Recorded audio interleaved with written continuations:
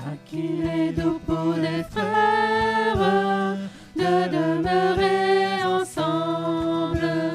À qu'il est doux pour des frères de demeurer ensemble.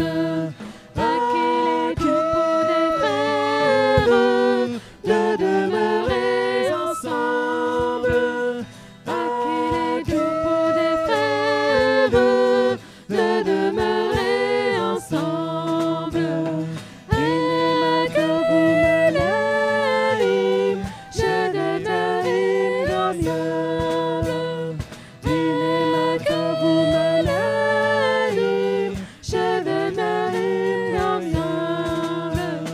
Et que vous me l'anime, je vais t'anime comme yo. Et que vous me l'anime, je vais t'anime comme yo. Et que vous me l'anime, je vais t'anime comme yo.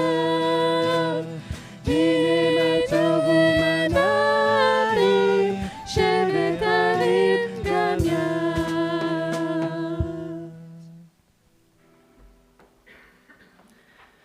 Les bontés de l'Éternel ne sont pas épuisées. Ses compassions ne sont pas à leur terme. Elles se renouvellent chaque matin. Oh, que ta fidélité est grande.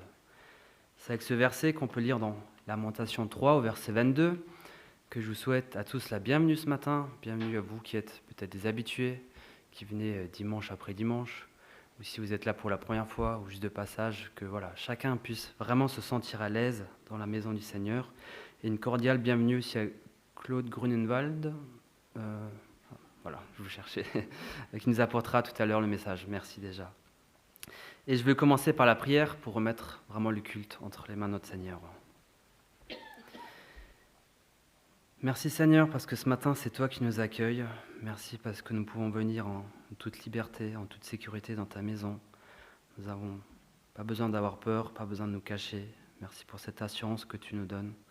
Toi, tu vois ici l'état de nos cœurs, tu vois tout ce qui pourrait nous troubler, tout ce qui pourrait nous distraire. Nous sommes peut-être tristes, nous avons peut-être le cœur lourd, que tu puisses vraiment remplacer tout cela et que nous puissions repartir enrichis, fortifiés, remplis par ton amour, par ta paix. Sois également avec toutes les personnes qui n'ont pas pu se joindre avec nous, que tu puisses aussi les toucher là où elles se trouvent. En ton nom, Amen. Je fais tout de suite les annonces. Comme vous l'avez remarqué, les rangs sont un peu clairsemés ce matin.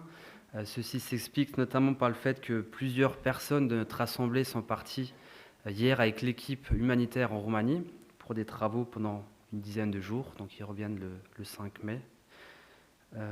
Donc là aussi, nous pouvons vraiment penser à eux dans la prière pour que le Seigneur leur accorde la protection, la cohésion, l'unité, une bonne ambiance dans l'équipe et qu'ils puissent aussi accomplir tout ce qu'ils ont prévu de faire en termes de travaux. Pour les autres annonces, le planning du mois de mai est disponible. Donc là, je vous invite simplement à le récupérer si ce n'est pas déjà fait. Dimanche prochain sera le premier culte du mois de mai, donc on aura un temps de collecte aussi. Donc la collecte sera pour Perspective. Mois de mai, il y a aussi pas mal d'annonces particulières. Donc pour les annonces classiques de la semaine, référez-vous simplement au planning. Pour les annonces un peu plus extraordinaires, donc il y a déjà le tournoi de volley, et pour ça, je laisse simplement la place à Émilie.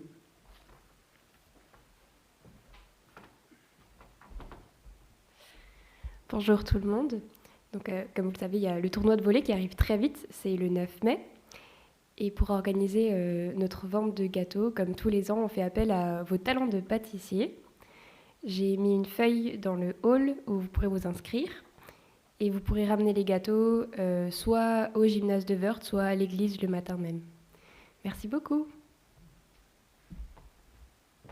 Merci. Et donc même si durant cette journée, vous voulez venir regarder ou donner un coup de main ou manger de la tarte ou un morceau de gâteau, c'est tout à fait possible aussi. Du 9 au 12 mai, il y a aussi le rallye régional Flambeau. Donc on a déjà fait l'annonce plusieurs fois. Ce sont toutes les troupes de la région Est qui se réunissent. Donc près de 400 jeunes qui sont attendus, notamment notre troupe qui y participe aussi. Voilà. Si vous avez besoin de plus d'informations, vous pouvez aller voir Daniel, je pense, Christian n'étant pas là. Mais là aussi, un sujet qu'on peut porter dans la prière, aussi au niveau de la météo, que la météo puisse être clémente, agréable pour les jeunes. Voilà. Le 12 mai sera un culte de partage qui sera présidé par Joël. Donc si vous avez déjà un sujet de partage ou quelque chose que vous avez envie de partager, vous pouvez simplement venir voir Joël pour qu'il puisse vous noter et vous prévoir ce jour-là. Samedi 18 mai, au matin, nous voulons faire un nettoyage de printemps, comme ce qu'on fait tous les ans. Donc c'est pas très long, c'est de 9h à 12h, c'est 3 heures le matin. Plus on est rapide et plus on est efficace aussi. C'est toujours agréable d'avoir des locaux qui soient propres, bien entretenus. Donc là aussi, je vous invite à vous noter le samedi 18 au matin. Autre annonce, le lendemain, dimanche 19, il n'y aura pas de culte ici à Wörth. Bon, tout est précisé dans le programme, mais ce sera le culte Repan, donc pas de culte à Wörth le 19 mai. Est-ce que j'aurais oublié une autre annonce, d'autres annonces particulières? Visiblement non. Ok. Je vous invite à vous lever. Nous voulons prendre 2 chants et proclamer que Christ est notre lumière et qu'il est notre joie.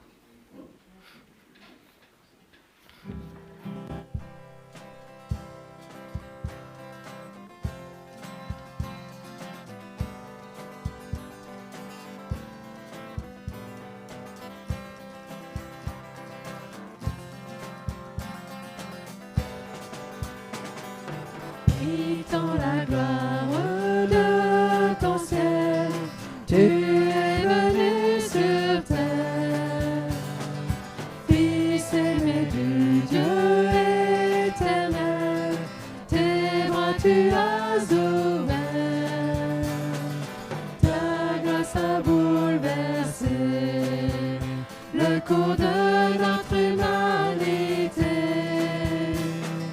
Nous crions ensemble, victoire, Christ est la lumière du monde, que sa gloire couvre la terre, puissance infinie qui libère, son nom est saint, il est saint, il est saint.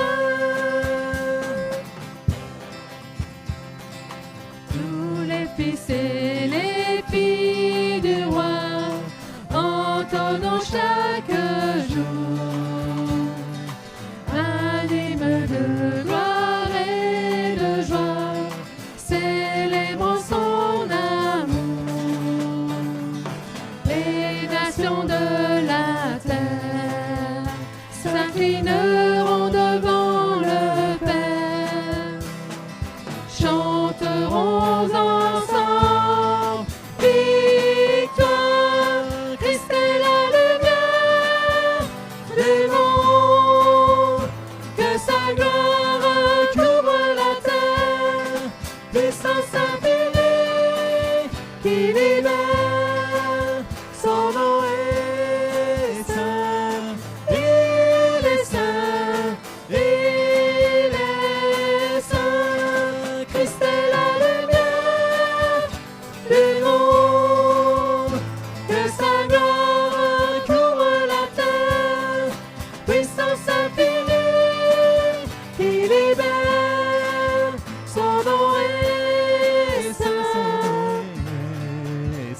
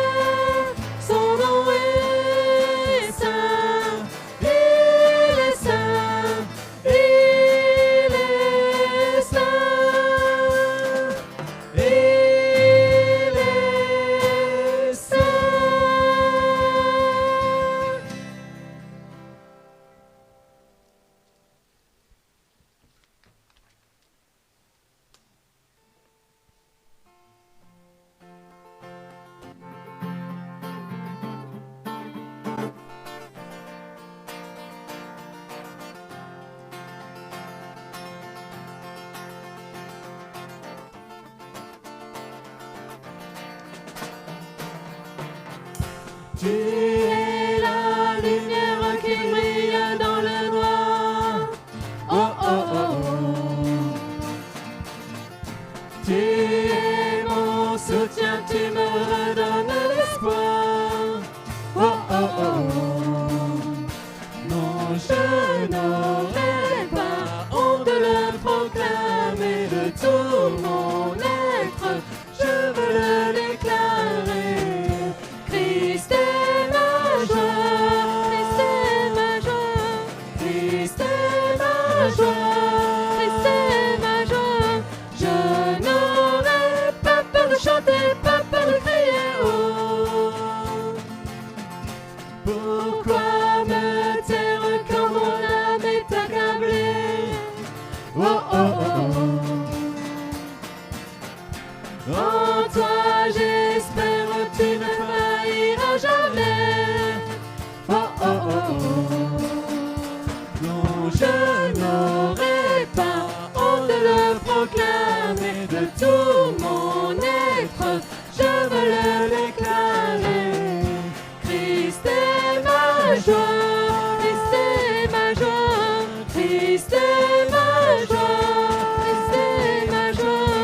Je n'aurai pas peur de chanter, pas peur de crier haut.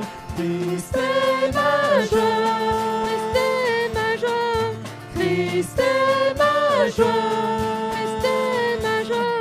Je n'aurai pas peur de chanter, pas peur de crier, pas peur de chanter, pas peur de crier haut.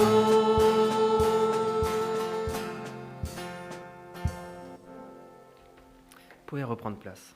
Merci.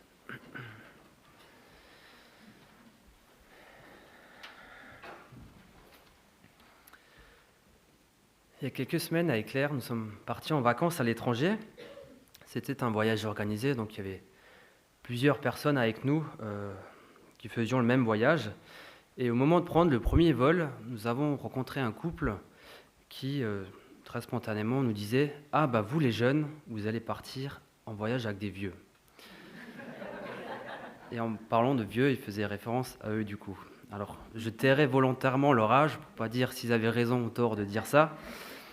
Mais c'est une réflexion qui m'a quand même surpris, de façon que ce soit aussi naturel qu'ils aient dit ça. Et ça m'a quand même donné à réfléchir. Et du coup, j'en viens à la fameuse, ou plutôt fâcheuse question qu'on s'est déjà tous posée, où finalement on a chacun un peu une définition différente. À partir de quel âge est-on considéré ou se considère-t-on comme étant vieux ? C'est une bonne question, je ne vais pas du tout y répondre ce matin, ce n'est pas du tout le but.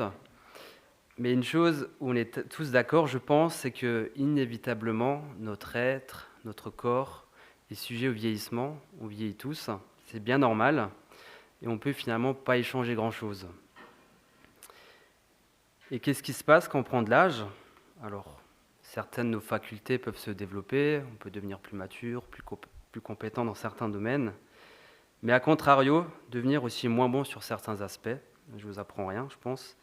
Avec le temps, notre vue va baisser, notre ouïe, la peau qui nous protège va s'épaissir, perdre son élasticité. Nos articulations peuvent devenir de plus en plus douloureuses. On peut aussi avoir des soucis au niveau de la mémoire, on retient plus difficilement, on oublie certaines choses, etc. etc. Et il n'y a pas plus tard qu'il y a 2 semaines, au travail, j'ai eu un coup de fil depuis le téléphone visiteur qui est situé à l'entrée de l'usine. Donc c'était un visiteur qui arrivait, qui me passait un coup de fil. Et en ce moment, on a des problèmes avec la ligne téléphonique, ce qui fait que je ne pouvais pas décrocher.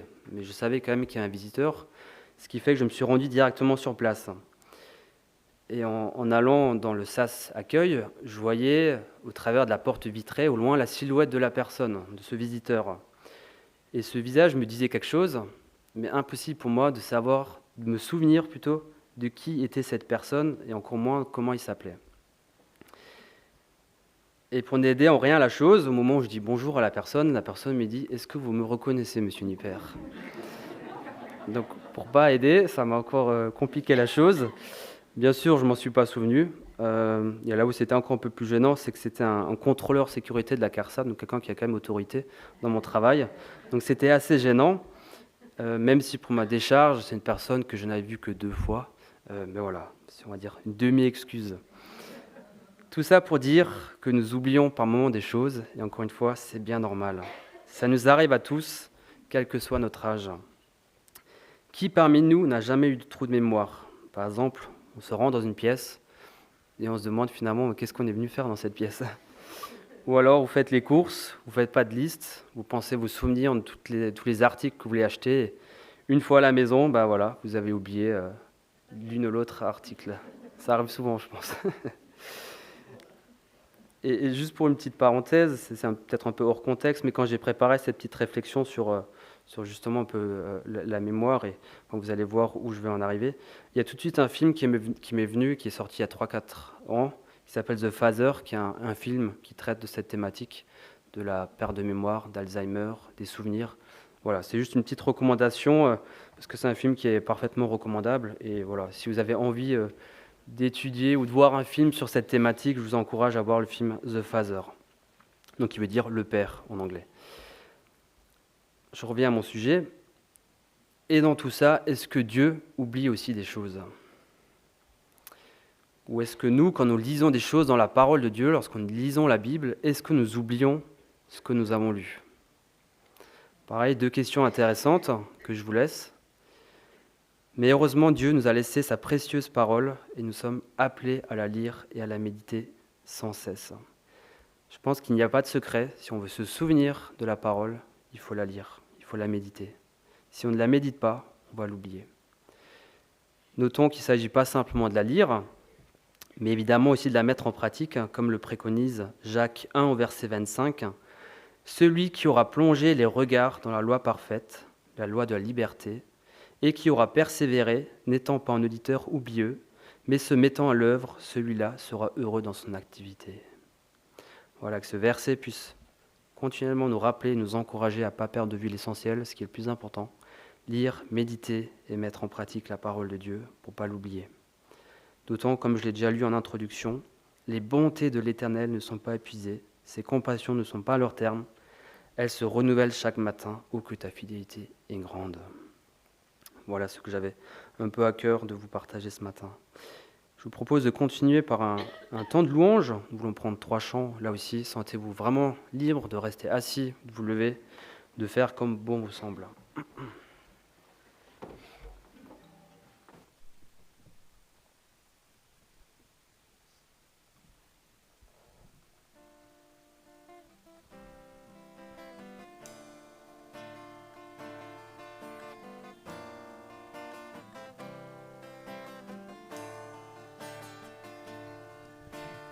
Pardon, Seigneur, pardon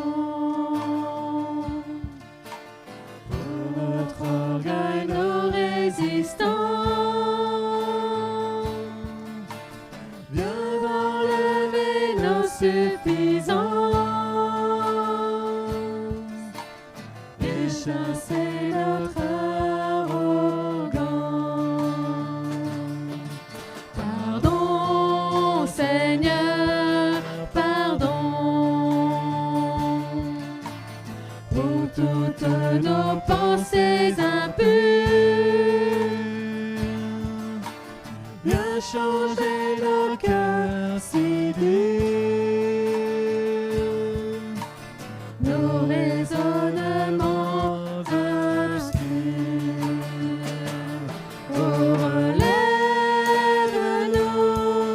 nous sommes tombés si bas. Oh, relève-nous, par ta grâce et ton pardon, aie pitié de nous, nous nous humilions devant toi.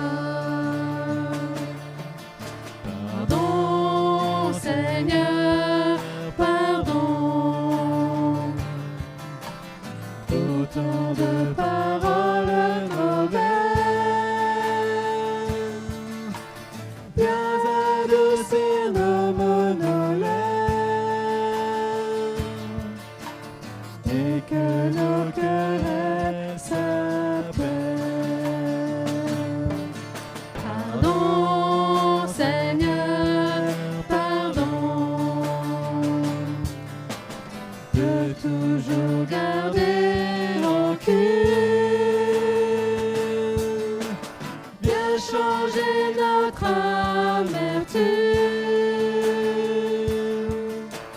transformer notre attitude. Oh, relève-nous, nous sommes tombés si bas. Oh, relève-nous, par ta grâce et ton pardon, aie pitié de nous, nous nous humilions devant toi. Oh, relève-nous, nous sommes tombés si bas. Oh, relève-nous, par ta grâce et ton pardon, aie pitié de nous, nous nous humilions devant toi. Nous humilions devant toi.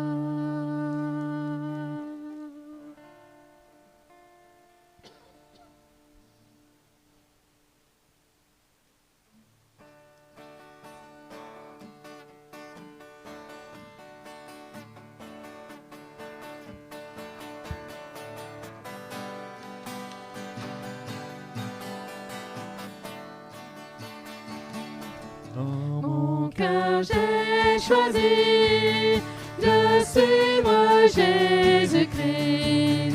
Dans mon cœur, j'ai choisi de suivre Jésus. En mon cœur, j'ai choisi de suivre Jésus-Christ. Oui, pour toujours. Oui, pour toujours. Si mes amis s'en vont, qu'importe, moi j'irai. Si mes amis s'en vont, qu'importe, j'irai. Si mes amis s'en vont, qu'importe, moi j'irai. Oui, pour toujours. Oui, pour toujours. Au monde, je dis non. Joyeux, je prends ma croix. Au monde, je dis non. J'accepte la croix. Au monde, je dis non. Joyeux, je prends ma croix. Oui, pour toujours. Oui, pour toujours. Oui, pour toujours. Oui, pour toujours.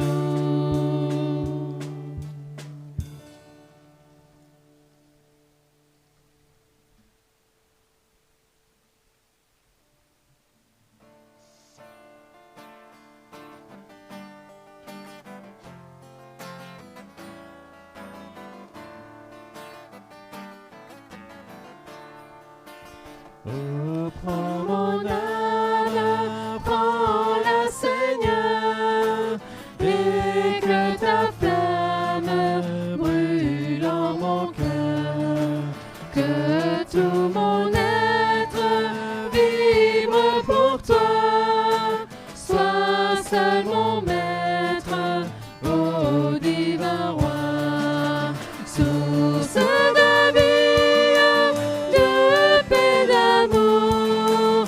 Vers toi je crie la nuit, le jour. Entends ma plainte, sois mon soutien. Calme ma crainte, toi mon seul bien. Du mal perfide, oh, garde-moi. Viens, sois mon guide, chef de ma foi. Quand la nuit voile tout à mes yeux, sois mon étoile, brûle des cieux. Source de vie, de paix, d'amour.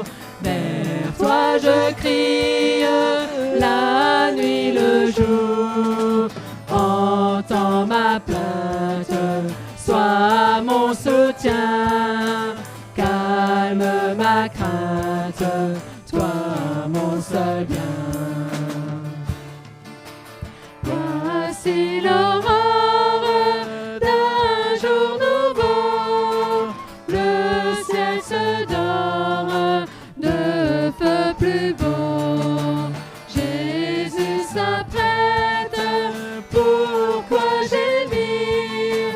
Levons nos têtes, il va venir, source de vie, de paix, d'amour. Vers toi je crie, la nuit, le jour. Entends ma plainte, sois mon soutien. Calme ma crainte, toi mon seul bien. Source de vie. Source de vie, de paix, d'amour. Vers toi je crie, la nuit, le jour. Entends ma plainte, sois mon soutien. Calme ma crainte, toi mon seul bien.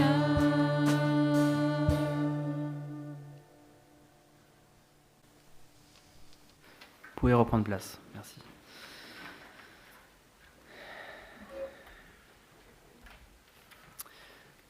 Nous voulons maintenant aussi prendre le repas du Seigneur, qu'il a justement instauré pour que nous nous souvenions de tout ce qu'il a accompli. Et pour cela, je vais faire la lecture dans 1 Corinthiens 11, les versets 23 à 29. En effet, j'ai reçu du Seigneur ce que je vous ai transmis. Le Seigneur Jésus, la nuit où il a été arrêté, a pris du pain. Après avoir remercié Dieu, il l'a rompu et a dit : « Prenez, mangez, ceci est mon corps qui est rompu pour vous. Faites ceci en souvenir de moi. » De même, après le repas, il a pris la coupe et a dit : « Cette coupe est la nouvelle alliance en mon sang. Faites ceci en souvenir de moi toutes les fois que vous en boirez. En effet, toutes les fois que vous mangez ce pain et que vous buvez cette coupe, vous annoncez la mort du Seigneur jusqu'à ce qu'il vienne. C'est pourquoi celui qui mange ce pain ou boit la coupe du Seigneur indignement sera coupable envers le corps et le sang du Seigneur. Que chacun donc s'examine lui-même et qu'ainsi il mange du pain et boive de la coupe, car celui qui mange et boit indignement, sans discerner le corps du Seigneur, mange et boit un jugement contre lui-même. »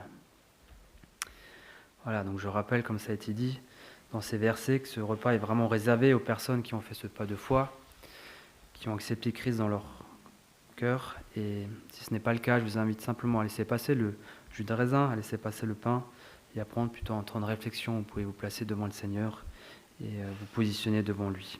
Et pour la prière et la distribution, j'invite Elisabeth et Alexandre.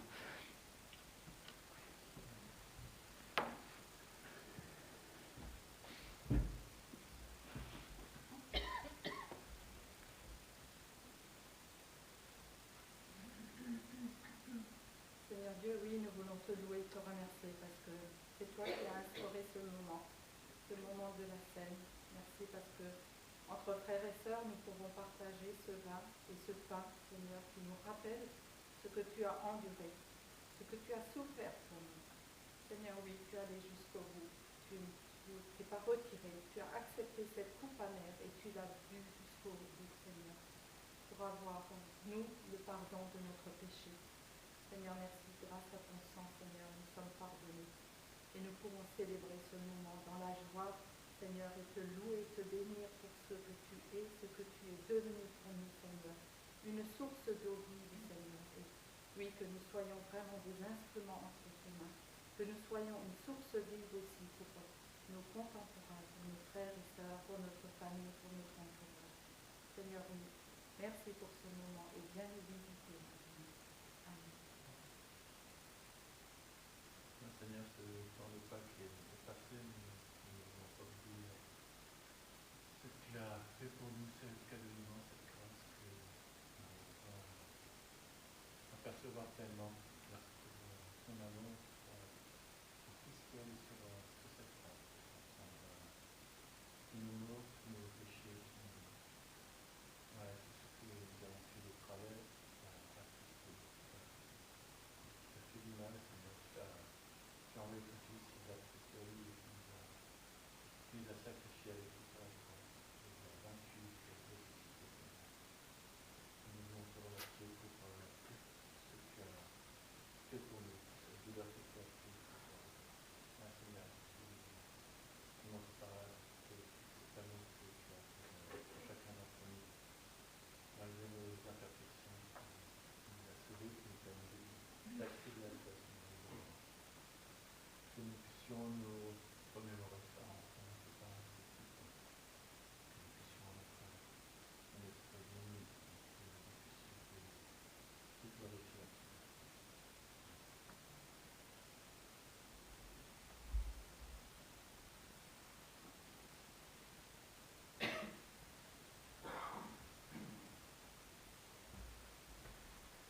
Prenons un temps de prière durant la distribution.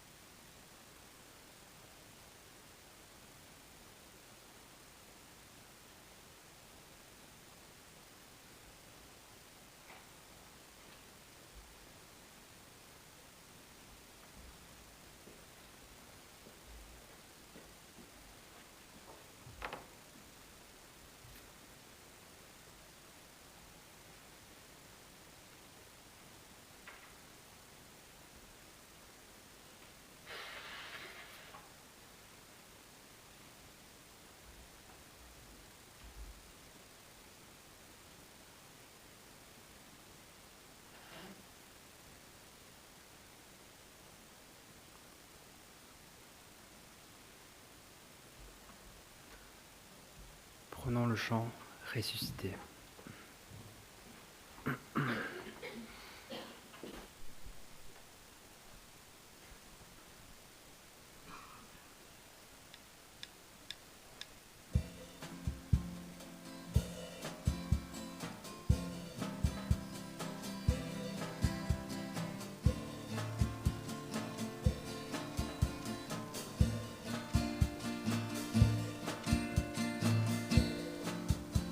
Il avait scellé la pierre et Satan en était fier.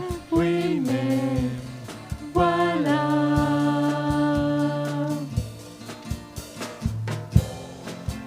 Même s'ils fouillent la terre, ils ne verront que poussière. Tu n'es plus là.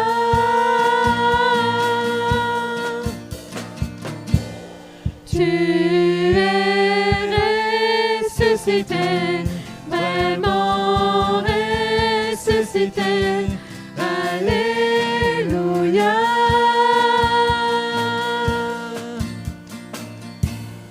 Tu es ressuscité, vraiment ressuscité. Alléluia.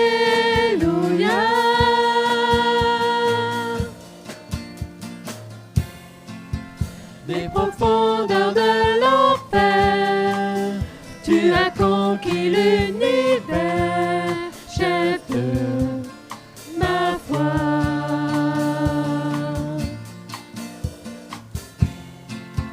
À la droite de ton Père, tu règnes dans la lumière, en roi des rois.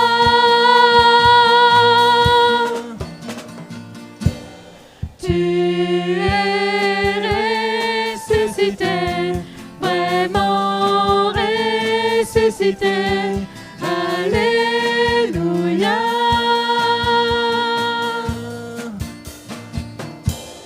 Tu es ressuscité, vraiment ressuscité.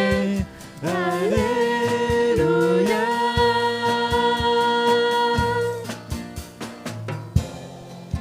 Sur le banc des accusés, à ma place tu t'es placé. Pourquoi?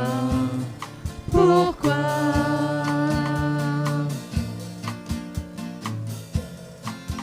Tu as déchaîné mes fers, mon tombeau n'est plus l'enfer. Je vis pour toi.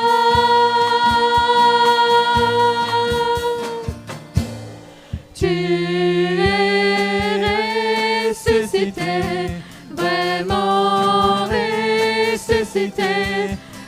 Alléluia.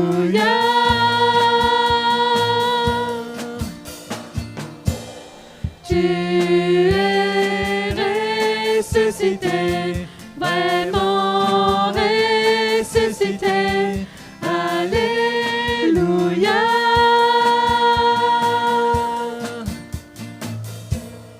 Tu es ressuscité.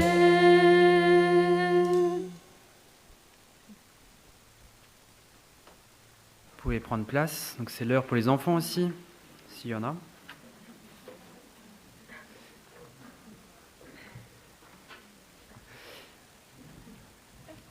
Merci Béatrice. Et j'invite Claude pour le message.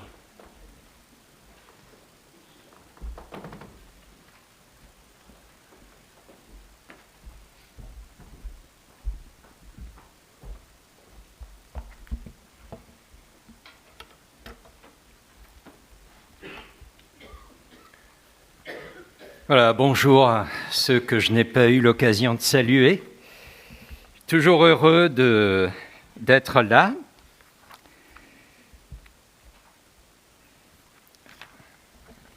Ce matin, à la rencontre de prière, Annie Nippert a introduit par ce texte dans la lettre de Paul aux Éphésiens au chapitre 1, quand il est question de la victoire du Seigneur Jésus, eh bien, cette puissance, cette action souveraine de sa force, Dieu l'a mise en action dans le Christ, en le ressuscitant, c'est ce que nous venons de chanter, d'entre les morts, et en le faisant asseoir à sa droite, dans les lieux célestes, au-dessus de toute principauté, autorité, puissance, souveraineté, au-dessus de tout nom qui peut se nommer non seulement dans le siècle présent, mais encore dans le siècle à venir. Il a tout mis sous ses pieds et l'a donné pour chef suprême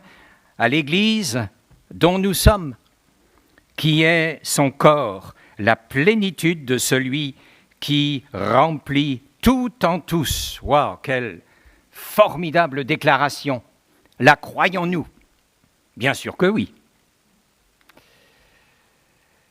Seigneur notre Dieu, nous te prions de nous bénir par ta parole, de nous donner un cœur qui la reçoit comme un petit enfant, un cœur humble, un cœur simple, un cœur qui croit tout simplement tout ce que ta parole dit.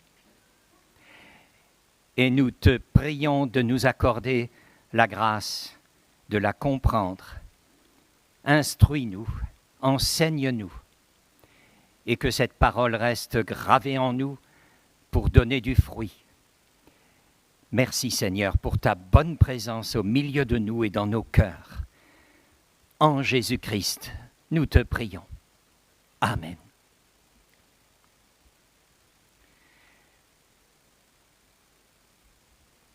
Le texte que je vais méditer pendant quelques instants avec vous se trouve dans plusieurs évangiles. C'est pour ça que j'ai regroupé des témoignages des évangélistes pour en former un ensemble.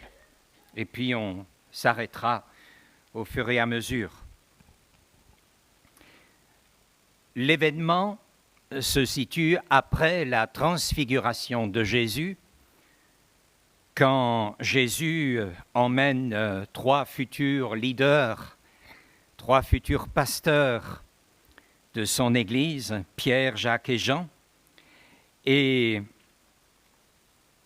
à l'instant probablement le plus grand, le plus émerveillé de cette transfiguration, il y a ces paroles qui retentissent et que le Père prononce: celui-ci est mon Fils bien-aimé, en qui j'ai mis toute mon affection, écoutez-le. Alors nous voulons, nous aussi, ce matin, écouter le Fils de Dieu, notre Sauveur, notre Maître, notre Seigneur et Berger. Le récit qui se trouve dans Matthieu, dans Marc et dans Luc, commence dans Matthieu de la façon suivante. Lorsqu'ils furent arrivés, donc après la montagne de la transfiguration, lorsqu'ils furent arrivés près de la foule, un homme vint se jeter à genoux devant Jésus et dit: « Seigneur, aie pitié de mon fils. C'est mon fils unique. Il est épileptique. Il a un esprit muet et il souffre cruellement. Et partout où l'esprit s'empare de lui, il le jette par terre. Et tout à coup, il pousse des cris, il le secoue violemment, le fait écumer. L'enfant grince des dents et devient tout raide. L'esprit le quitte à grand-peine après l'avoir tout brisé. » Alors je donnerai de temps en temps des indications par rapport au texte original, parce que ça nous aide à mieux saisir et à mieux approfondir l'histoire en elle-même. Tout d'abord, il est épileptique. Je ne sais pas s'il y a des gens du médical parmi nous. probablement. Donc, le terme grec, séléniazomai, il y a la notion de Sélène, et Sélène, ça nous rappelle un astre, la lune. Et c'est pour ça que certaines traductions le rendent par « il est lunatique ». Et dans la société grecque, c'est aussi un mot qui incitait systématiquement à penser que quelqu'un qui est atteint par ce mal, c'est quelqu'un qui est soit devin, soit sorcier. Voilà, c'est juste pour nous situer un peu dans le contexte. Donc quelqu'un qui est épileptique ou lunatique, ce n'est pas une maladie comme une autre. Et l'histoire va effectivement révéler qu'il y a quelque chose de particulier. Le papa qui a un certain discernement, eh bien, il discerne, ou il pense discerner dans cet enfant, dans son fils, un esprit muet, un esprit qui le fait souffrir cruellement, un esprit qui soudainement s'empare de lui, le jette par terre, le fait écumer, etc. L'esprit le quitte à grand-peine après l'avoir tout brisé. On se demande à quel moment l'esprit le quitte. Est-ce que le père fait quelque chose? Est-ce qu'il appelle à l'aide? Est-ce qu'il a des conseils qui lui ont été donnés en pareil cas? Nous ne le savons pas. En tout cas, l'enfant n'est pas libre puisque l'esprit revient toujours à nouveau. Et nous entrons là dans un domaine qui ne nous est peut-être pas très commun ou qui ne suscite pas l'enthousiasme, qui peut faire peur. Mais ce n'est pas le but. Au contraire. Ça me fait penser qu'il y a quelques années, j'ai eu vent, de par une personne que je visite de temps en temps, que quelqu'un de proche qui visite cette personne a une sœur qui travaille dans le médical aussi et qui elle-même a une sœur qui a un comportement plus qu'étrange. Et avec un frère dans la foi d'une communauté, nous sommes allés voir dans un premier temps les parents de cette femme au comportement étrange, à quelques kilomètres d'ici, pas loin.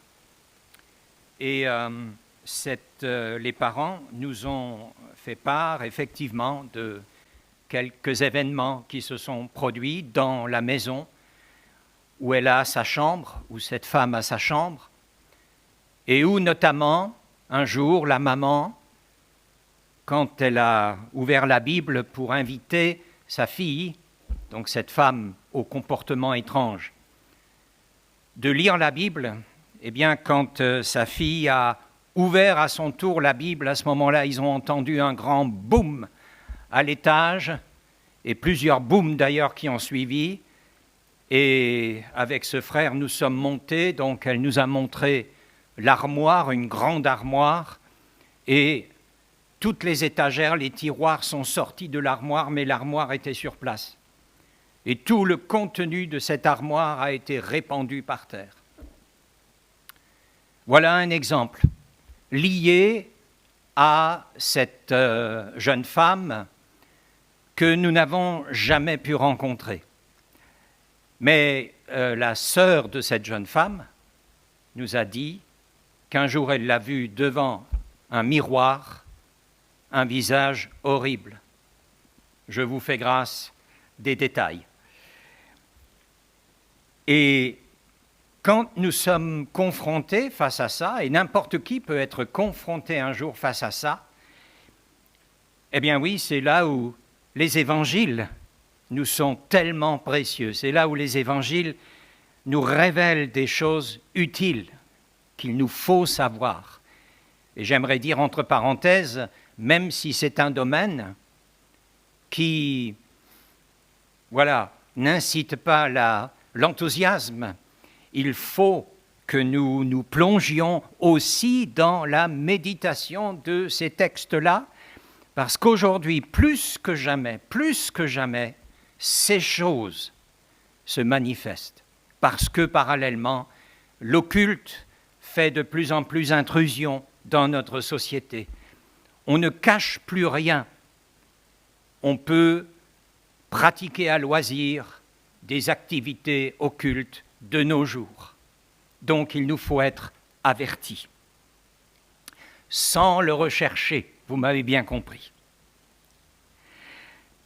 Donc, le Père continue, je l'ai amené à tes disciples.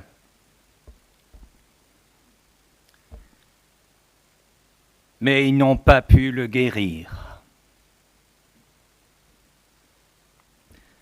Alors peut-être que là, parmi nous, et moi en premier, quelques-uns nous disons, ouais, s'il me l'avait amené à moi ou s'il avait amené ce garçon à quelques-uns parmi nous, eh bien, que faire? Que faire?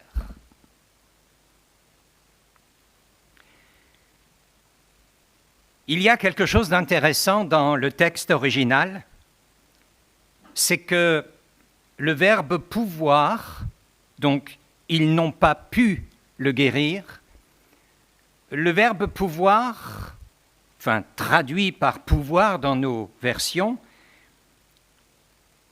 c'est un verbe qui peut se traduire de deux manières parce que ce sont deux verbes différents traduits dans nos versions par un même verbe pouvoir. En fait, il existe dans le grec deux verbes différents, mais que nous avons indistinctement traduits par pouvoir. Ici, le verbe employé se réfère davantage au pouvoir humain. Être fort, être robuste, être vigoureux, être capable, voilà. Ils n'étaient pas assez forts, ils n'étaient pas assez vigoureux, ils n'ont pas pu, ils étaient incapables. Et ça nous révèle quelque part que ce papa, attentionné vraiment pour son enfant, c'est peut-être, et peut-être même certainement davantage adressé à une puissance, une capacité humaine. Eh bien, ils n'ont pas pu. Il a compté davantage sur un pouvoir humain.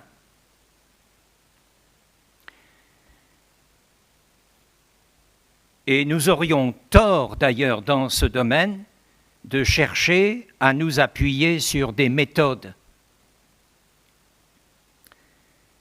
Le pouvoir humain ne suffit pas. Certes, il faut discerner la démonisation là où elle est. J'emploie le terme démonisation parce que le terme possession n'est pas dans le Nouveau Testament. C'est toujours le terme démonisation, parce qu'un esprit ne peut pas complètement posséder, comme si c'était sa propriété, un être humain. La démonisation fait référence à une habitation et à une influence plus ou moins grande dans tel ou tel domaine d'un esprit sur une personne. Donc ça, c'est déjà réconfortant.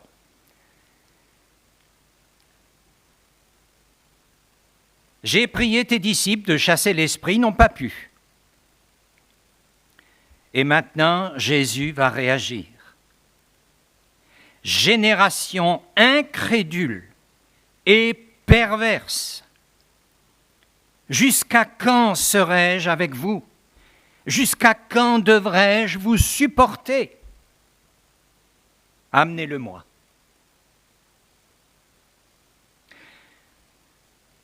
Je crains que là aussi, je sois concerné par cette parole Et peut-être que quelques-uns parmi nous se sentent aussi concernés par cette parole difficile qui contient de l'impatience de la part du Maître. Génération incrédule. Incrédule, c'est-à-dire qui est le contraire d'une génération qui croit. Le mot, c'est exactement le contraire de la foi. Mais j'ai la foi, Seigneur. J'ai la foi. Oui, mais le Seigneur peut nous dire non, tu es incrédule. Puisque le terme aussi fait référence au fait d'avoir la foi et d'obéir à la foi. C'est-à-dire, tu as peut-être la foi, mais tu es inconséquent par rapport à ta foi. Comprenons peut-être un peu mieux ce que Jésus veut dire par là. Et même, c'est un terme qui signifie être indocile. Être indocile. Ne pas être crédible. Et quand j'ai médité ce texte, forcément, je me suis quelque part découvert incrédule. Et on va y revenir. Je me suis quelque part découvert indocile et désobéissant. Mais pourquoi on l'a invité, lui, ce matin, à prêcher? Ah oui. Mais je crois que je suis peut-être pas le seul. Nous savons un certain nombre de choses. Et nous les croyons. Mais quand il s'agit de les pratiquer, tout d'un coup, nous avons peur. Nous sommes dans l'incrédulité et nous sommes désobéissants. Il y a d'ailleurs des notions dans la parole de Dieu que, et je le constate, et je ne montre pas du doigt parce que je risque moi aussi de tomber sous ce joug de l'incrédulité, il y a des textes qui gênent. Il y a des thématiques qui gênent. Tout ce qui touche, par exemple, au surnaturel.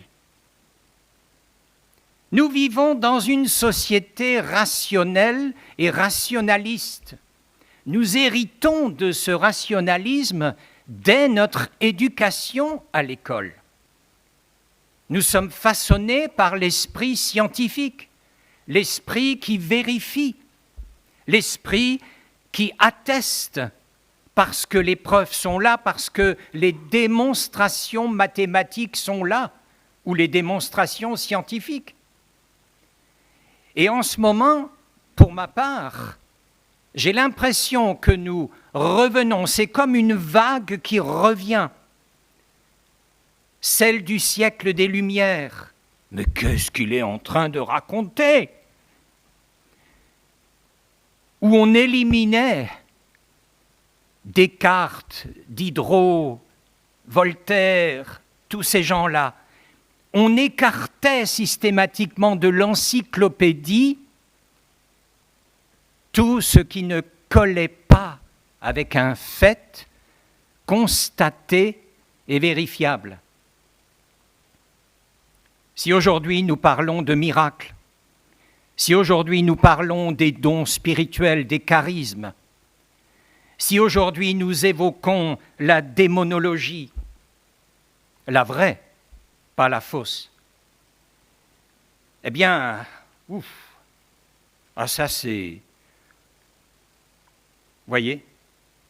Et donc, quand nous sommes ainsi disposés, quand la vague nous a frappés, cette vieille vague que Satan entraîne toujours à nouveau, régulièrement dans l'histoire, Eh bien oui, nous en arrivons à être cette génération incrédule, indocile, désobéissante à la parole pourtant claire. Et il ajoute, génération perverse. Et ça, c'est une conséquence terrible de cette incrédulité, puisque le terme ici, perverse, signifie littéralement avoir l'esprit de travers. Et même porter le désordre, détourner.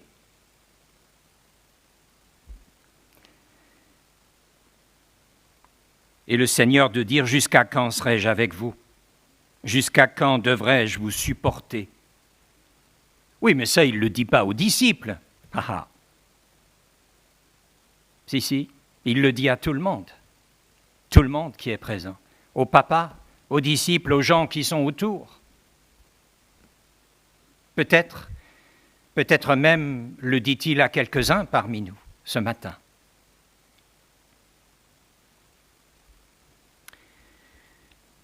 Il y a des années de cela, j'ai un jour reçu un coup de fil d'un homme que je ne connaissais pas, enfin un jeune homme de la région de Beach. Il m'avait vu dans un annuaire, je ne sais pas comment. Et il m'a téléphoné, m'a dit « Vous êtes exorciste ?» J'ai dit « Non. » Enfin, j'ai essayé de lui expliquer ce qu'est l'exorcisme biblique. Et c'est là où il m'a dit que, eh bien, lui et sa famille habitent une ferme, donc près de Beach, qui est habitée par des esprits, etc. Et il me demande si je peux venir. Je dis, oui, on peut voir. Alors j'ai appelé un autre frère et une sœur qui a eu affaire à ce genre de choses, et nous sommes partis à 3. Une grande ferme, une vieille ferme, et toute la famille était réunie. Nous étions dans une grande cuisine, avec une très longue table, des chaises autour, et ils nous ont raconté ce qui se passe dans la maison. Déplacement d'objets, bruit de chaînes qui descendent les escaliers, etc. Bon, la panoplie traditionnelle d'une maison hantée. Et nous leur avons annoncé l'Évangile. C'était la première des choses à faire, avant même la prière. Et nous leur avons bien expliqué, par la grâce de Dieu, les choses. Ce qui importe, c'est qu'eux-mêmes changent de camp, changent de maître. Une famille catholique traditionnelle. Mais le message n'a pas vraiment passé. Bon, je peux comprendre qu'il faut du temps, n'est-ce pas, pour que les choses soient assises, soient comprises, pour qu'il y ait un début vraiment de prise de conscience. Donc je pense que l'annonce de l'Évangile n'aura pas été vaine.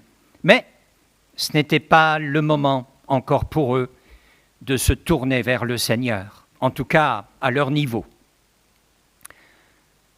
Alors nous avons quand même prié. Nous étions tous assis autour de cette immense table et nous avons prié, nous 3. Prié pour la conversion à Jésus-Christ. Prié pour que, dès lors qu'eux-mêmes seront convertis, ils n'auront plus besoin de nous. Ils pourront eux-mêmes chasser ces esprits hors de la maison. Et à un moment donné, il y a eu une manifestation pendant la prière. C'était assez impressionnant, comme si un oiseau gigantesque criait sur la table. Voilà. Mais la maison est restée ce qu'elle était, et la présence est restée dans cette maison. Bien sûr, nous avons quand même pris autorité au nom de Jésus et dédié cette maison à Jésus. Mais quelques années après, le jeune homme m'a rappelé et je lui ai dit, alors comment ça va? Oh, c'est toujours pareil. Alors voilà, ça c'est un drame qui arrive souvent. Nous qui sommes chrétiens, nous qui, on va le voir dans un instant, avons reçu une autorité de la part du Seigneur, n'est-ce pas, pour chasser l'ennemi, eh bien ça ne sert à rien dans un lieu où les habitants n'appartiennent pas encore à Jésus. Ça ne sert à rien parce que dès lors que nous sommes partis, eh bien les esprits sont revenus. Donc Jésus va dire par rapport à ce jeune, amenez-le-moi. Et dès que l'enfant vit Jésus, l'esprit l'agita avec violence.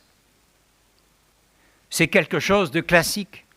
Quand vous êtes face à une personne démonisée, habitée, influencée par un esprit, eh bien l'esprit réagit, non pas par rapport à nous, les humains, mais par rapport à celui qui nous habite, le Seigneur Jésus.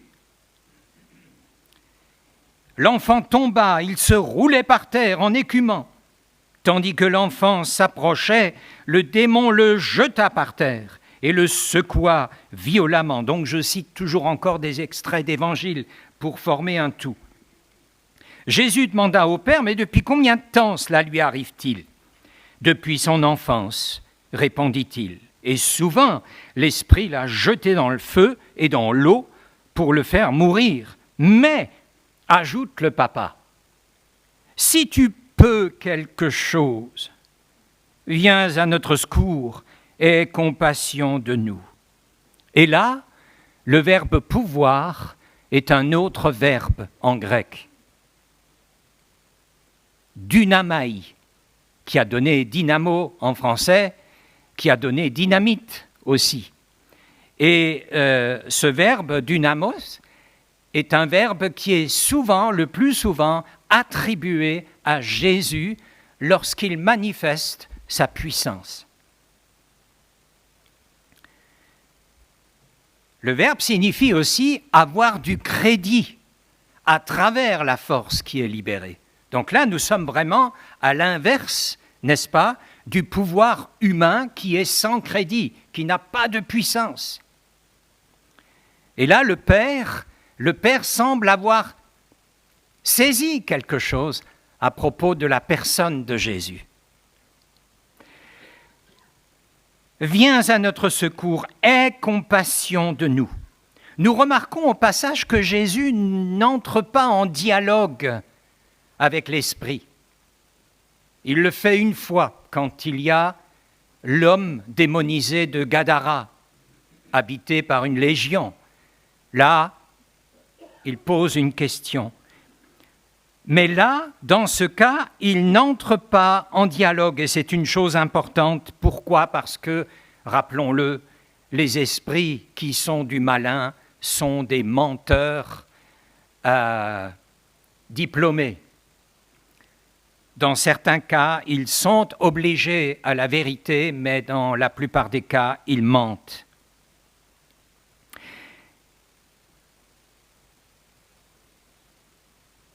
Si tu peux faire quelque chose. Et la question, évidemment, se pose aussi pour nous.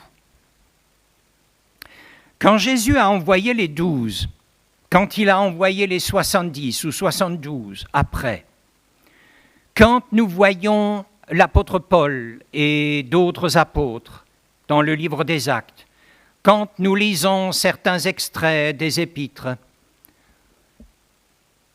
nous nous rendons bien compte que la tâche de libérer et de délivrer ceux qui sont captifs, ceux qui sont démonisés, cette tâche nous incombe.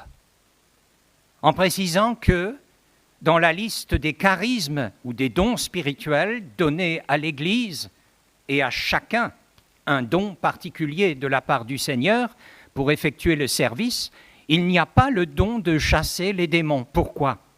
Parce que ce don, cette possibilité est réservée à tout chrétien, sans distinction.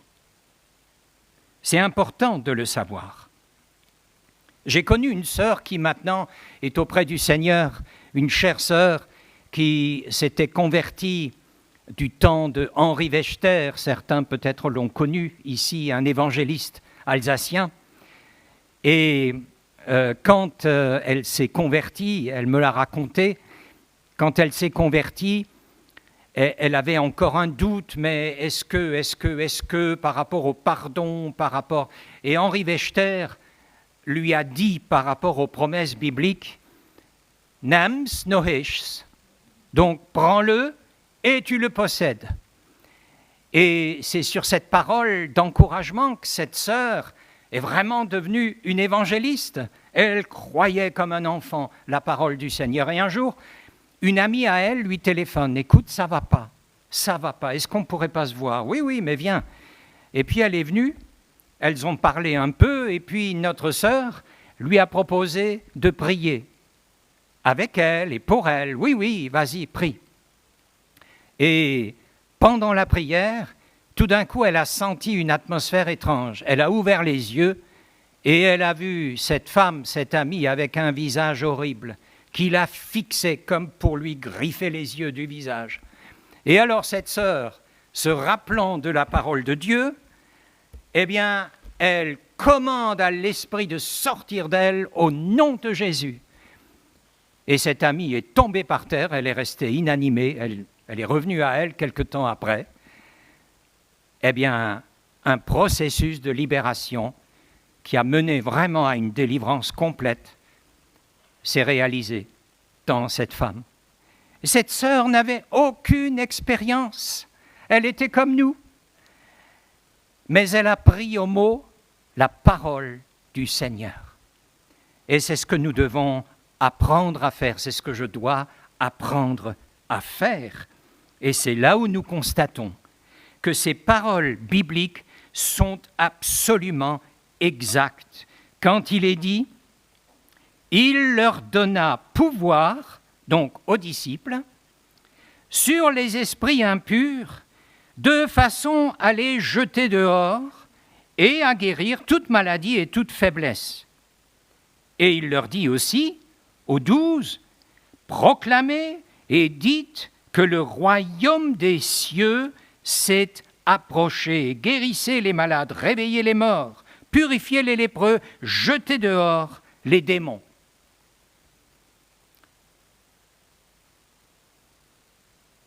C'est pour chacun de nous quand l'occasion se produit. Notre attitude naturelle, c'est de fuir. C'est aussi ma réaction naturelle, parce que c'est quelque chose qui n'est pas de ce monde, c'est quelque chose que nous ne maîtrisons pas. Et donc, notre tendance naturelle est la fuite, et le Seigneur le sait. Et notre tendance naturelle à ce moment-là, c'est de penser à un spécialiste. « Ah, mais il y a Emmanuel Männlein. Lui, il a l'habitude. Allez, on va essayer de calmer la personne, on parle d'autre chose, de la pluie, du beau temps, pour que les esprits se calment, et puis on l'emmène chez Emmanuel, où Emmanuel vient. » C'est notre réaction naturelle. Mais le Seigneur nous dit autre chose. Béni soit le Seigneur pour Emmanuel, hein. C'est un cher frère. Avant lui, il y avait Maurice Ray, avant lui, il y en avait d'autres. Mais le Seigneur nous dit non, je vous donne ce pouvoir. Et vous savez, il y a quelque chose une petite perle à relever. Quand il est question du royaume, évidemment, nous n'annonçons pas le royaume d'un humain ou une force de l'Église ou je ne sais quoi. Nous annonçons le royaume de Dieu. C'est la substance du message, le règne de Dieu.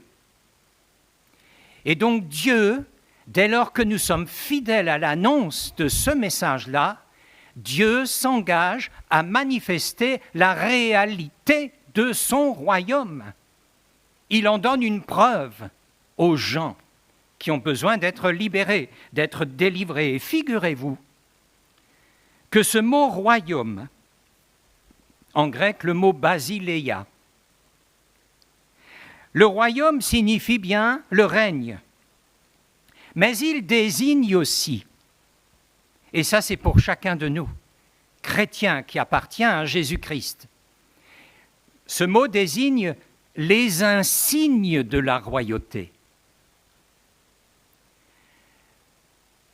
Les démons, les esprits, voient en nous ce que nous ne voyons pas. J'utilise une image, mais c'est une image qui est réalité spirituelle. Les esprits voient en nous les insignes de la royauté. Ah bon? J'ai jamais vu de couronne à la radio que le labo a faite. Non, non, bien sûr que non. Mais il voit deux choses, deux insignes de la royauté. C'est quand il est dit que Jésus donne la puissance et l'autorité. Jésus leur donna puissance et autorité pour chasser tous les démons et guérir les maladies. Puissance et autorité. Premier insigne, la puissance, la dynamis, la dynamite de Dieu. Heureusement que nous ne la voyons pas. Notre orgueil nous emporterait assez rapidement. Et l'autorité. Ici, c'est un autre terme qui désigne en quelque sorte la liberté d'agir. Le mot grec, exousia, désignait à l'époque la magistrature à Rome. Et, n'est-ce pas, la magistrature avait le mandat et la liberté d'agir sous cette autorité. Donc il y a la puissance qui n'est pas la nôtre, qui est celle du Seigneur, celle de Dieu, celle de l'Esprit Saint, et il y a la liberté de mettre cette puissance au service du Seigneur, au service du prochain. Et les démons le savent, et les esprits mauvais le voient. Vous vous rappelez de la scène dans les Actes, les fils de Séva qui essaient de chasser les démons. Et les démons disent, mais Paul, on le connaît. Il disait, mais au nom de ce Jésus que Paul prêche, mais Paul, on le connaît. Mais vous, qui êtes-vous? Et puis, ils ont pris des coups. Les esprits voyaient que Paul était revêtu et portait les insignes du règne de Dieu. Il faut que nous prenions conscience de cela. Et donc, il ne faut pas que nous nous appuyions, je me prêche à moi-même, il ne faut pas que nous nous appuyions sur les apparences qui sont toujours impressionnantes. Et Satan sait comment jouer sur les apparences. Mais il sait qu'il est perdant dans la réalité spirituelle des choses. N'oublions jamais cet aspect-là. Lors du dernier synode que j'ai vécu dans le cadre de l'Église méthodiste, de laquelle j'ai quitté pour certaines raisons, le synode, comme chaque année, a rassemblé les pasteurs, les délégués des églises locales pour se retrouver quelque part en Suisse. Et la pratique était de loger, n'est-ce pas, toutes les délégations qui venaient même d'Afrique du Nord et d'Europe, de les loger deux par deux dans des familles qui acceptaient donc cette hospitalité. Et j'étais seul. Pour X raisons, il n'y avait personne, donc j'étais seul. Et on m'a amené le soir, après la première journée de rencontre, on m'a amené dans une ferme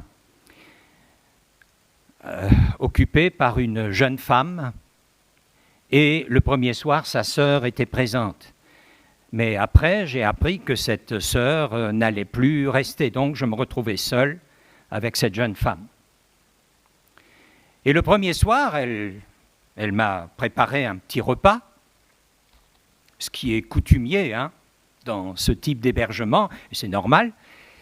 Et pendant le repas, j'ai voulu un peu faire sa connaissance, mais elle n'en disait pas. Donc elle enseignait les enfants à l'école du dimanche. C'est ce qu'on m'avait dit. Et puis j'ai commencé à raconter des vécus avec le Seigneur.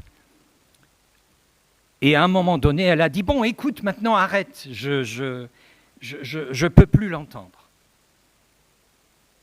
Bon, j'ai un défaut, et vous le constatez ce matin, je parle un peu beaucoup. Mais rassurez-vous, il y aura une fin. Il y aura une fin. Et ce comportement c'était pas normal. C'était pas normal. Bref, elle se couche, la sœur la rejoint dans sa chambre, et moi, j'avais une petite chambre avec un espace porte, mais il n'y avait pas de porte. En fait, c'est un espace libre qui donnait sur le grand salon juste à côté. La première nuit, donc, j'ai passé 3 nuits là-bas.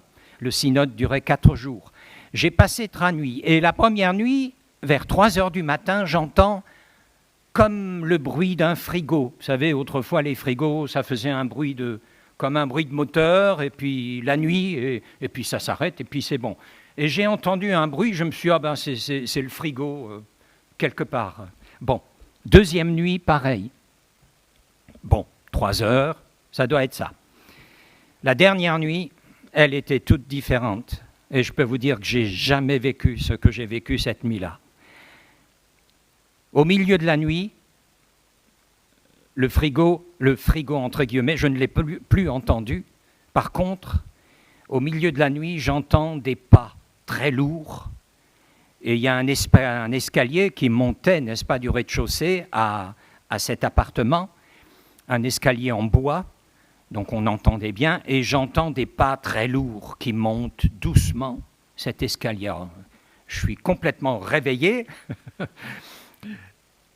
Et ça m'a paru bizarre parce que cette femme, donc avec qui je me retrouvais maintenant seul, cette femme était censée être dans sa chambre et dormir.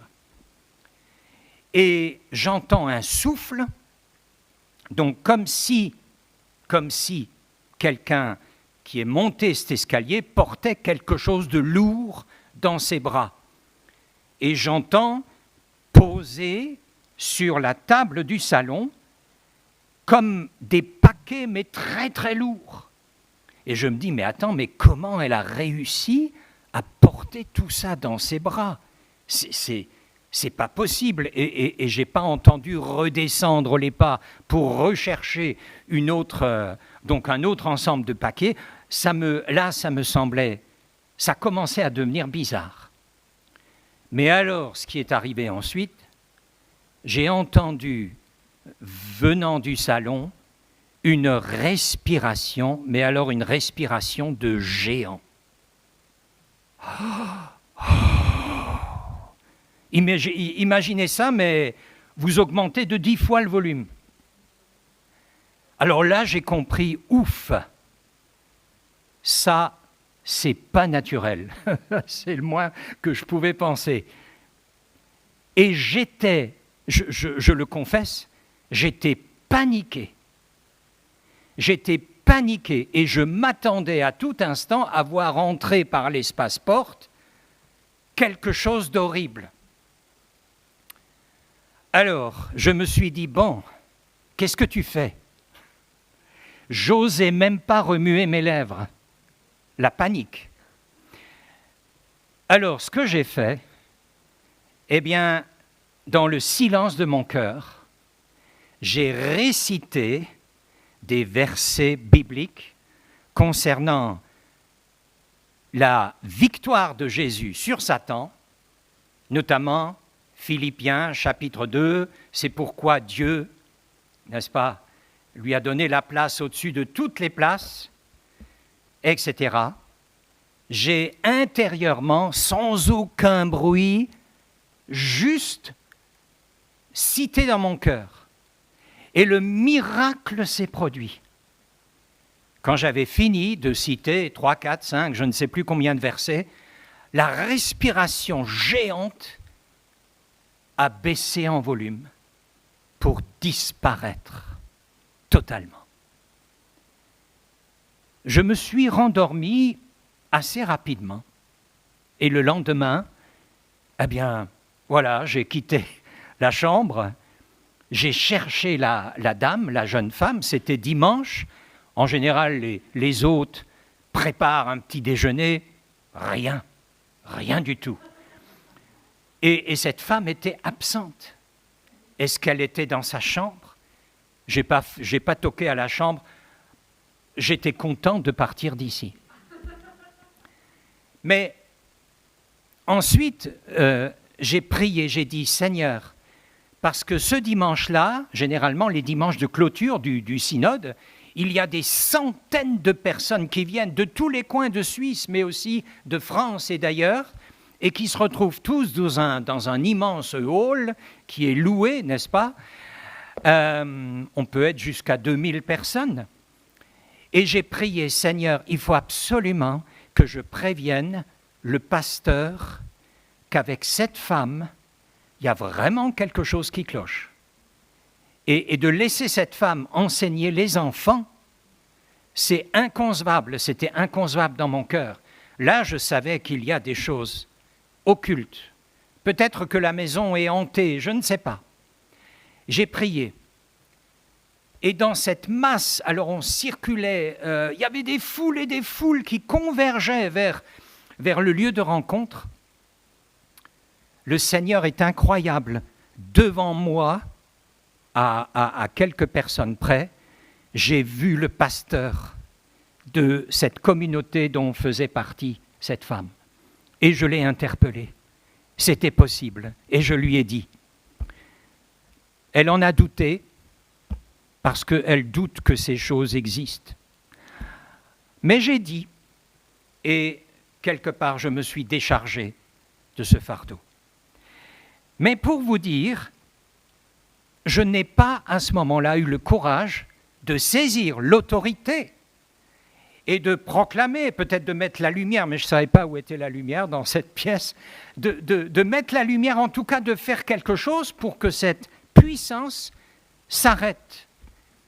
Je n'ai pas osé, mais j'ai constaté la puissance de la parole du Seigneur que j'avais juste dans mon cœur citée.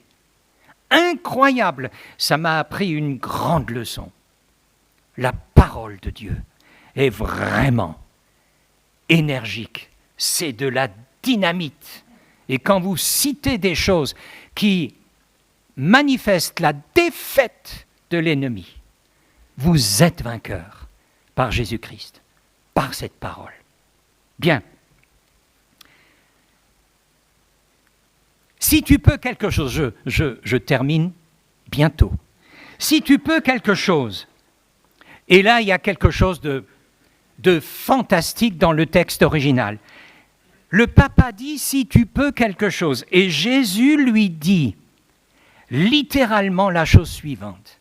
Et ça apparaît peut-être dans la version Darby ou dans une version qui est très très proche du texte original. Jésus lui dit littéralement, si tu peux, tout est possible pour le croyant. Comment dire ? Il lui répond, si tu peux, si tu peux que tu dis. Eh bien, ça veut dire que tout est possible à celui qui croit. Et si tu crois, tu peux libérer, tu peux délivrer ton enfant toi-même.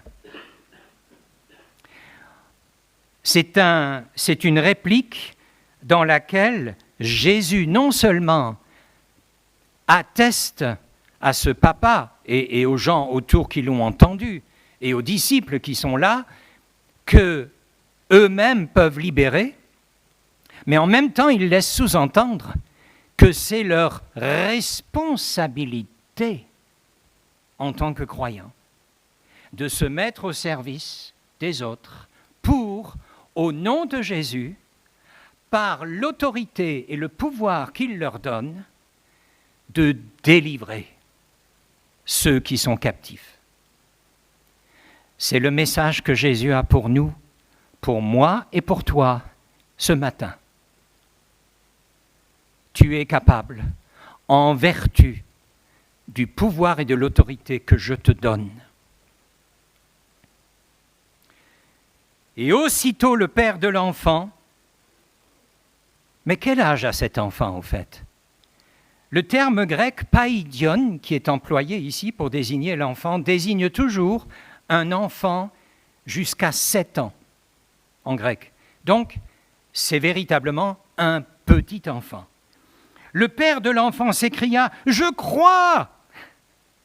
Viens au secours de mon incrédulité !» Et là, il révèle encore quelque chose de précieux qui nous concerne tous. Le premier, je crois, ça veut dire que c'est la foi générale. Mais je crois, c'est un peu comme Marthe devant le tombeau de Lazare, où Jésus lui dit, mais tu crois ? Oui, mais je crois que tu es, etc. Je crois. Et quand Jésus demande qu'on roule la pierre, tout d'un coup, il s'avère qu'elle ne croit pas vraiment, puisqu'elle dit, mais il sent déjà, ça fait 4 jours qu'il est là. Elle croit la doctrine, elle croit les vérités de l'Écriture, mais dans l'expérience, elle doute. Et c'est ça que ça veut dire. Je crois, et chacun de nous ce matin peut certainement dire « je crois », je peux le dire, mais nous sommes obligés sur le terrain de dire « Seigneur, viens au secours de mon incrédulité ». Cette foi que j'ai, j'arrive pas à la manifester maintenant dans cette situation. Oh, il nous faut vraiment être humbles. Il ne faut pas jouer au héros. Il faut vraiment nous montrer au Seigneur comme nous sommes. Et alors le Seigneur laisse ce père, il le laisse peut-être récupérer aussi de son émotion. Et voyant accourir la foule, Jésus menaça l'esprit impur en lui disant « Esprit muet et sourd ». Donc le Seigneur distingue en plus la surdité. Le Père parlait d'un esprit muet. « Je te l'ordonne, sors de cet enfant et n'y rentre plus ». Important, lorsque nous sommes face à une personne démonisée, il ne s'agit pas seulement de chasser, mais aussi d'ordonner à l'esprit de ne plus revenir.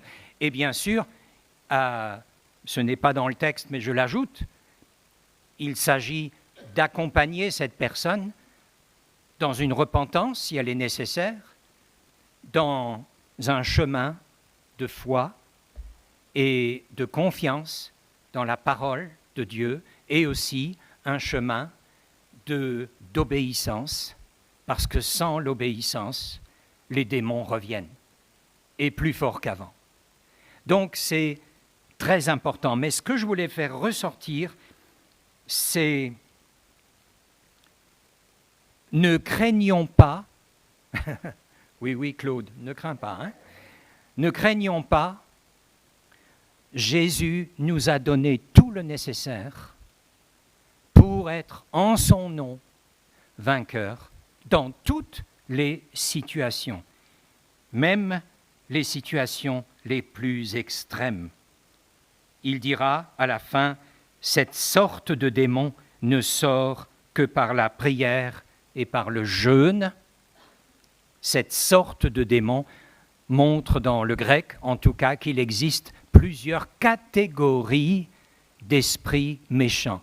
Mais quelle que soit la catégorie, si nous suivons l'enseignement du Maître, si nous écoutons l'Esprit, si nous demandons sagesse et discernement, si nous respectons cette prière et parfois le jeûne nécessaire, la victoire est là.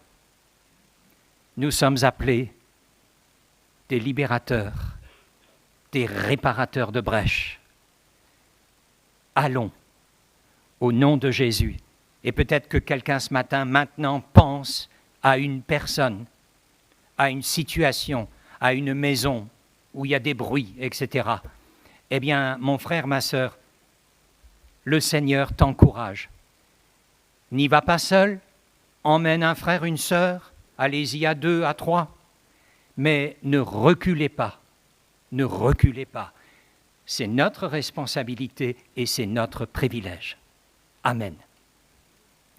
Seigneur, merci de continuer à façonner nos cœurs. Merci de nous donner la foi du petit enfant par rapport à toutes les Écritures.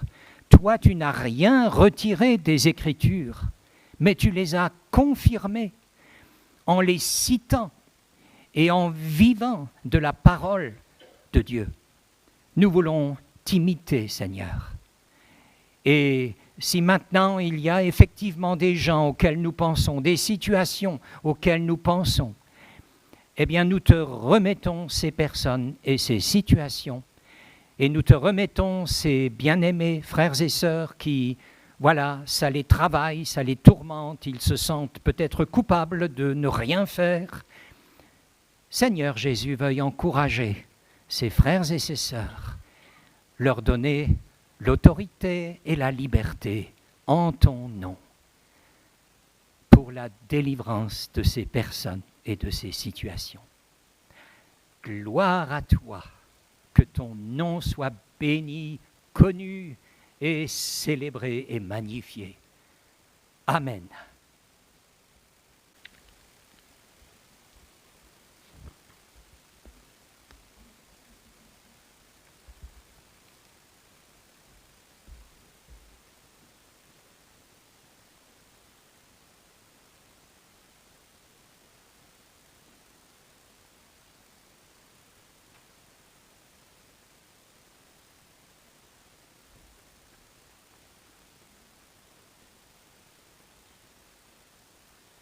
Merci Claude.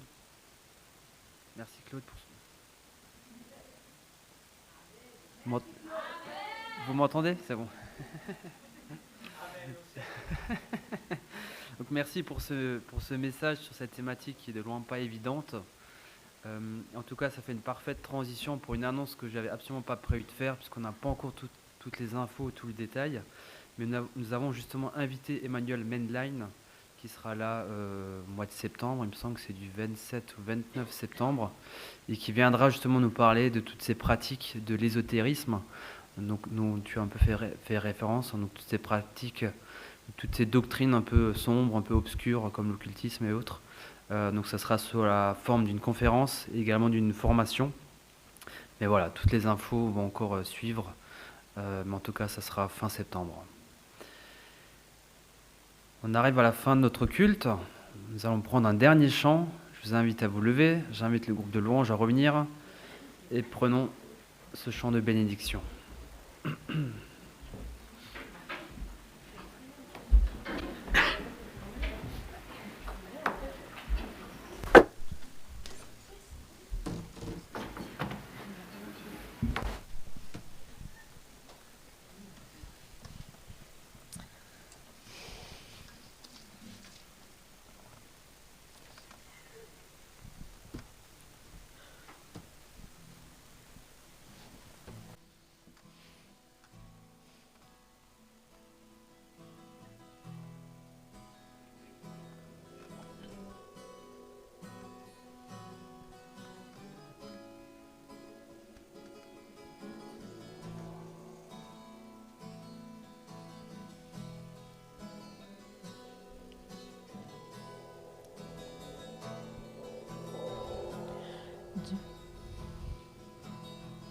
Dieu te bénit et te garde, il rayonne sur toi, t'accorde sa grâce, ton Dieu se tourne vers toi, te donne paix.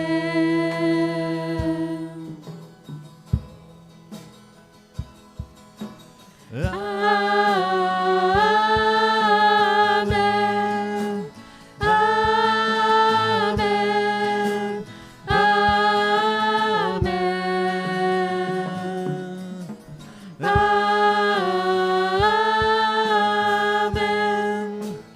amen.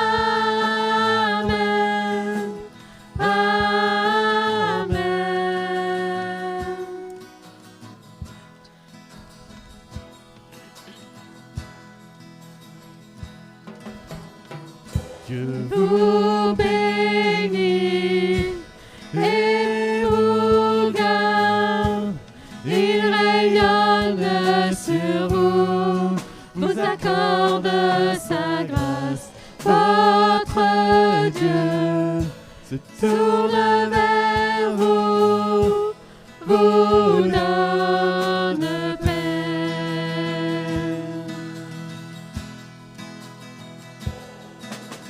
Amen. Amen.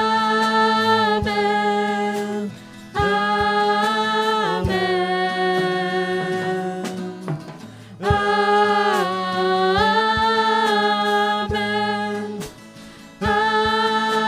Amen. Amen.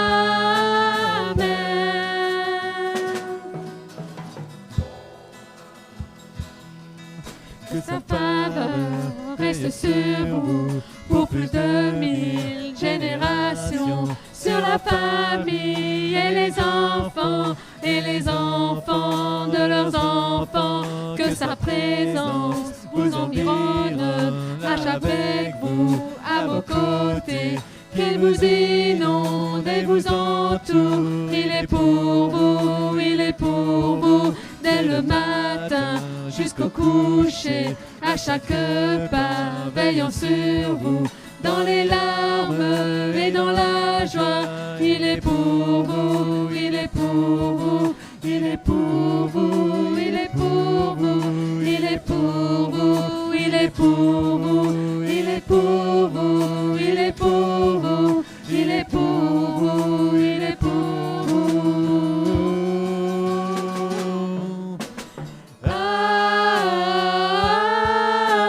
Amen. Amen. Amen. Amen.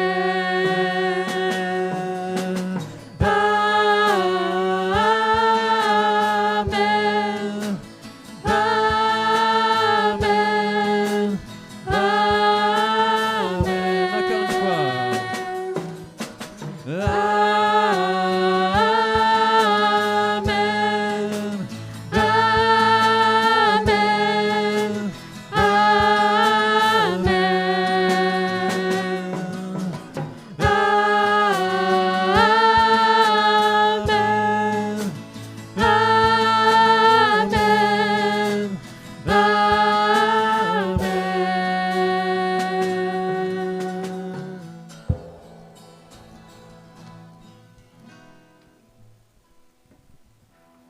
Je vous souhaite à tous un excellent dimanche.